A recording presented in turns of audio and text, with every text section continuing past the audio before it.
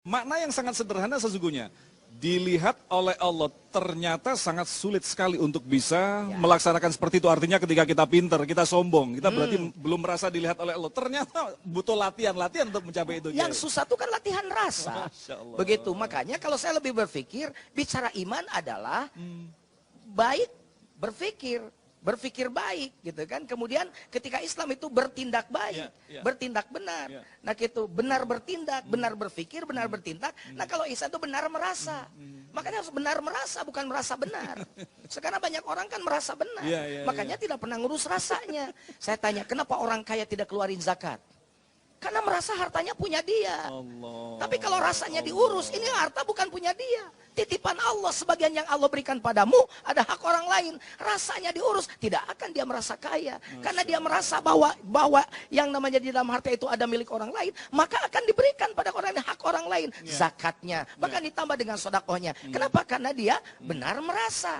Nah sekarang itu kan bukan benar merasa benar. Makanya betul kata Mas Agung, untuk ngomong tentang urusan rasa, maka harus ada ilmu. Konon taksonominya begini Mas Agung. Kalau saya boleh gambarkan taksonominya dibaginya. Iman diurus oleh ilmu tauhid. Ada yang ngurus ilmunya. Maka kalau ngomong tauhid, maka lahirlah firqah. Ada di kita kan, dari mulai Mu'tazilah, Jabariyah, Khawarij, sampai Ahlussunnah wal Jamaah. Itu kita bicara tentang akidah. Ketika yang kedua bicara tentang fikih, tentang ibadah, ilmu fikih yang ngurus. Ada mazhab, ke bawahnya turunannya. Nah kalau ngomong yang ketiga, ihsan itu ngomongnya akhlak. Tasawuf. Maka seringkali orang ulama tasawuf menyebut ada thariqah di bawahnya. Jadi ada orang-orang yang belajar thariqah, itu sebenarnya belajar merasa. Benar merasa. Jadi sesungguhnya kafah, holistik itu dari ketiga unsur, dari ketiga ini disatukan. Kita tidak bisa berbicara sepenggal-sepenggal di situ. Betul. Tidak boleh parsial. Ketika parsial ya acak-acakan. Makanya orang dulu mah orang Sunda nggak tahu ya kalau orang lain. Hei, cilaka 12 kata orang Sunda. Celaka 12 lu. Nggak ada celaka 13, celaka 12. Saya baru mikir sekarang, oh yang namanya celaka 12 tuh iman 6, Islam 5, ihsan 1. Dijumlahkan jadi celaka 12. Kalau orang megang iman, Islam, ihsan secara utuh, secara kafah, pokok-pokok ajaran itu diterapkan dalam kehidupan, maka dia tidak akan celaka 12. Begitulah kalau kata orang. Tetapi Kiai, dalam perjalanannya ketika kita memahami makna atau terminologi daripada holistik kafah, kita sering berpikir secara parsial.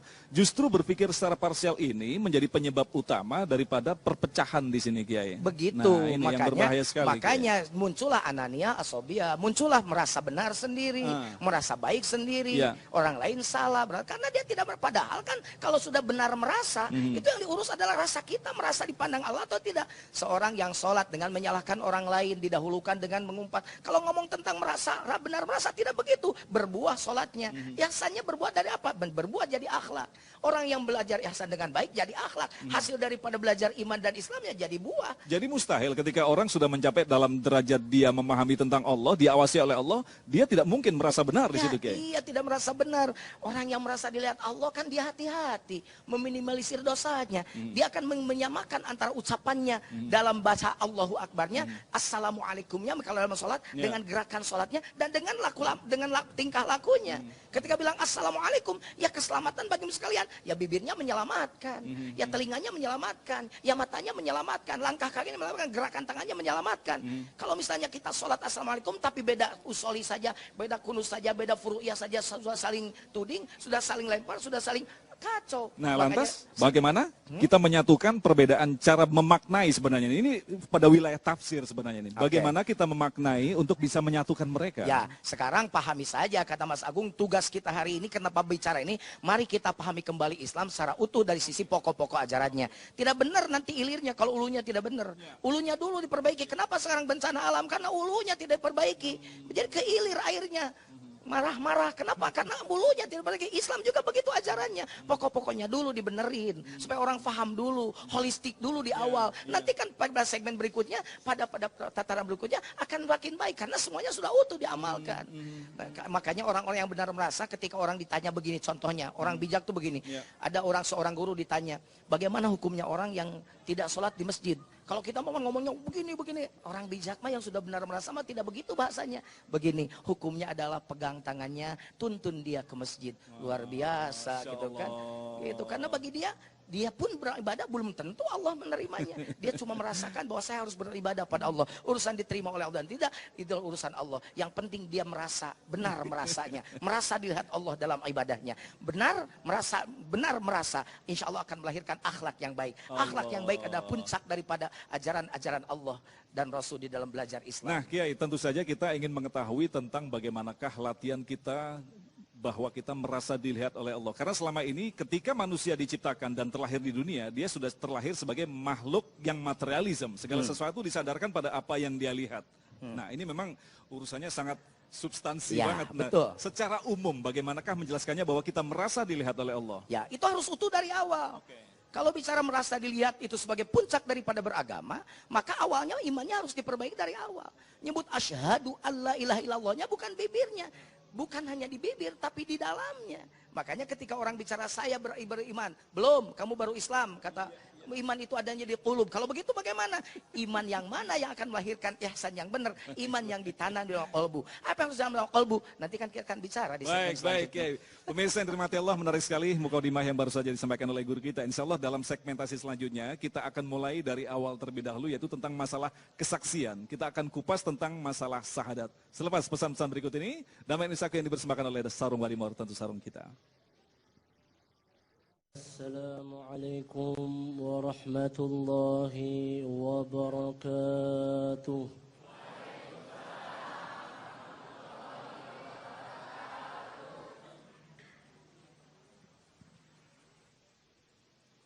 A'udzu billahi minasy syaithanir rajim.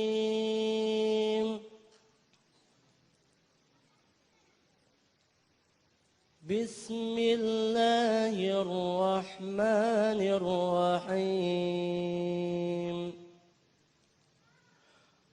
ومن يبتغ غير الإسلام دينا فلن يقبل منه ومن يبتغ غير الإسلام دينا فلن يقبل منه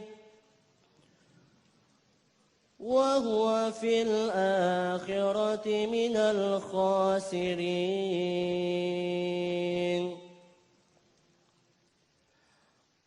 ومن يبتغ غير الإسلام دينا فلن يقبل منه وهو في الآخرة من الخاسرين كيف يهدي الله قوما كفروا بعد إيمانهم وشهدوا أن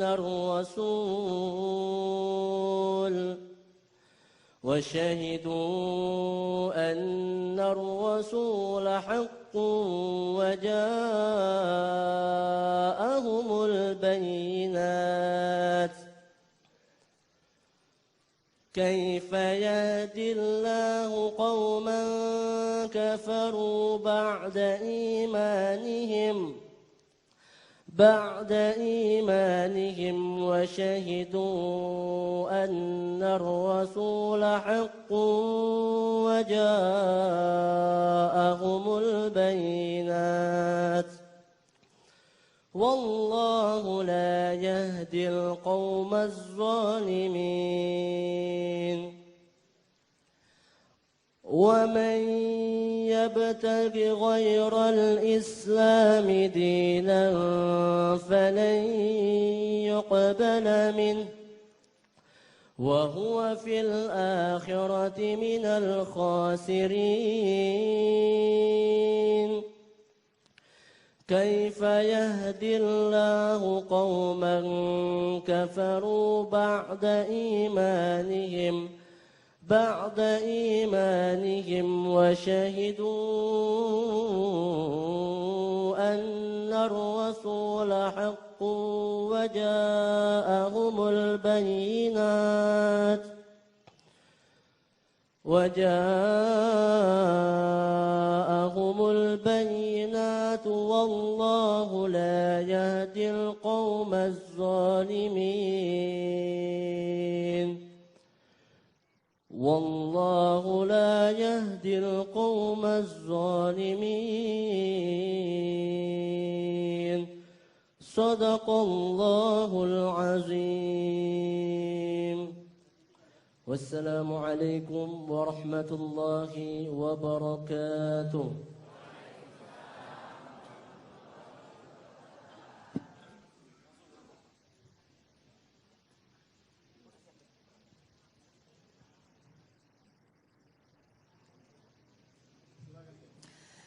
Assalamualaikum warahmatullahi wabarakatuh.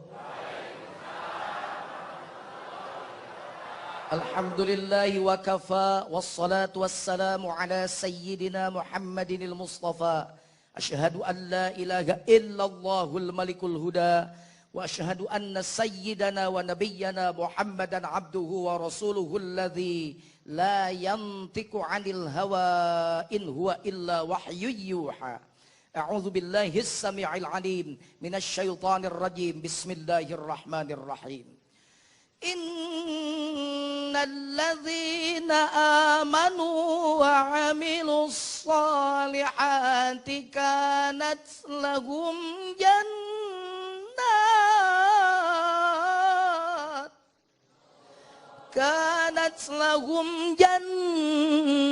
jannatul firdausi nuzula. Shadaqallahul azim. Bu-ibu, bapak-bapak, jamaah Masjid Al-Hidayah, dan seluruh pemirsa Damai Indonesiaku dimanapun Anda berada.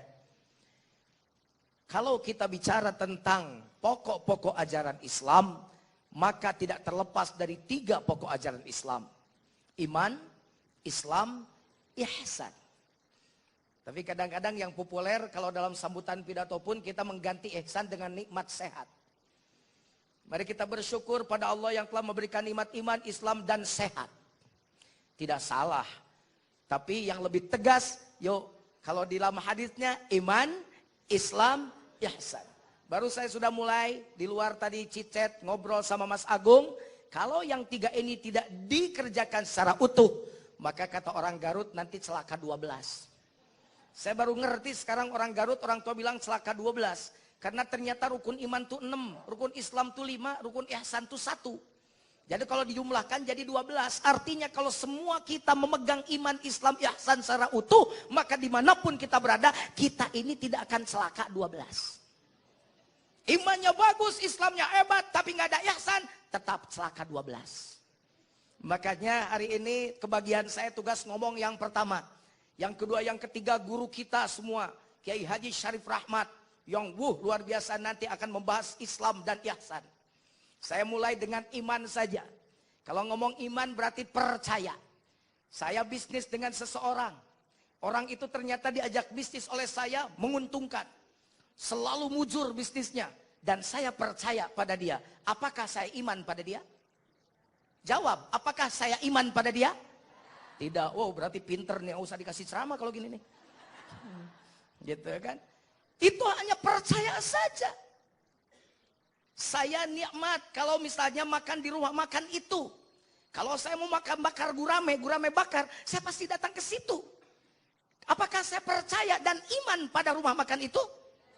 Oke, berarti kan faham. Iman bukan hanya percaya, tapi iman itu ditambah keyakinan dan kepercayaan. Bukan hanya kepercayaan, tapi tambah dengan keyakinan. Makanya kalau bicara keimanan itu hanya kepada Allah Subhanahu wa ta'ala. Sudahlah kalau sudah iman pada Allah, titik aja, nggak usah pakai ABCD, Pak Jujun. Tidak bisa. Karena dalam hidup kita ini, kita sering berhadapan dengan trust, belief. Beda. Kalau saya percaya pada si A, bisnis dengan si itu baru trust. Kalau saya percaya pada rumah makan itu dan pasti enak banget itu karena baru belief. Tapi belum pada tingkat iman. Iman itu hanya menyerahkannya pada Allah. Makanya orang yang mengaku iman harus disertai dengan pengakuan dan ketundukan dan kepasrahan. Makanya orang beriman ditandai dengan syahadat. Asyhadu an la ilaha. Kenapa ada la ilaha illallah? Karena di situ kita akan hidup ini akan berhadapan dengan sesuatu yang ilah-ilah yang lain. Ada orang yang selalu ngomong, wah kalau tidak ada duit saya nggak bisa begini. Weh, jangan-jangan ilahnya duit. Benar gak? Kan duit saya menentukan, apapun ditentukan duit. Amit-amit berarti ilahnya duit. Begitu kan? Oleh karenanya maka la ilaha, nafikan itu tidak ada kecuali Allah. Semuanya cuma perantara, semuanya cuma kehiasan dunia. Yang benar adalah tidak ada ilah, dinafikan semuanya, hanya illallah. Bahayanya kan orang sekarang mitos saja dijadikan sebagai sembahan. Makanya pantas la ilaha itu disebut afdhaluz zikri, fa'lam annahu la ilaha. Kalau mau tenang hidup tuh harus pakai la ilaha. Tadi Mas Agung nanya gimana caranya kita jadi benar merasa. Masukkan la ilahnya ke dalam kolbu. Bukan disimpan di pelang masjid. Iman itu cabangnya 70 lebih. Yang tertinggi la ilaha. Yang terendah adalah mengambil duri dari jalan. Itu iman katanya. Jadi yang pertama iman la ilaha. Orang-orang Thariqah itu kalau zikirnya diulang-ulang. La ilaha illallah. La ilaha illallah. La ilaha illallah. La ilaha illallah. Yang gak senang mencerca apa-apaan itu. Dia itu sedang nafi isbat. Sedang menafikan semua ilah yang lain. Illallah. Kenapa? Karena dalam hidup kita banyak ilah-ilah. Ada anak kecil bisa ngobatin. Sampai comberannya aja diambil. Sudah tidak rasional kan, comberannya saja diambil. Kita percaya pada obat menyembuhkan. Jangan-jangan Anda suka ngomong, saya kalau tidak pakai obat itu, maka saya tidak sembuh. Amit-amit, itu adalah wasilah saja. Maka nafikan, berulang-ulang, katakan, nyatakan, ikrarkan, la ilaha